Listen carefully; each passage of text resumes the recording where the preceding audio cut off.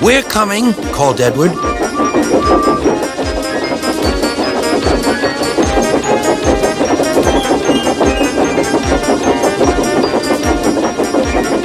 Edward was panting up behind with every ounce of steam he had. At last, he caught up with James.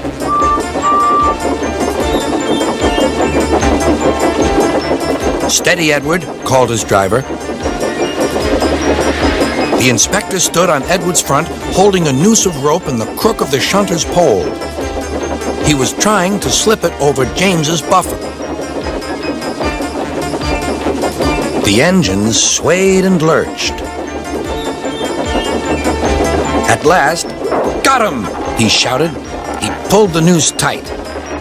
Gently braking, Edward's driver checked the engine speed, and James's fireman scrambled across and took control.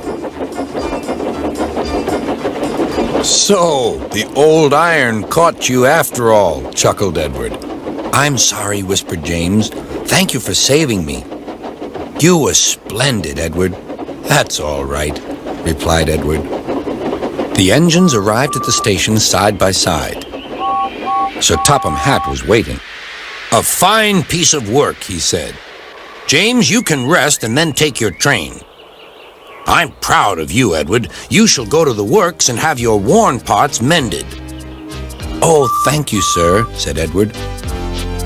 "It'll be lovely not to clank."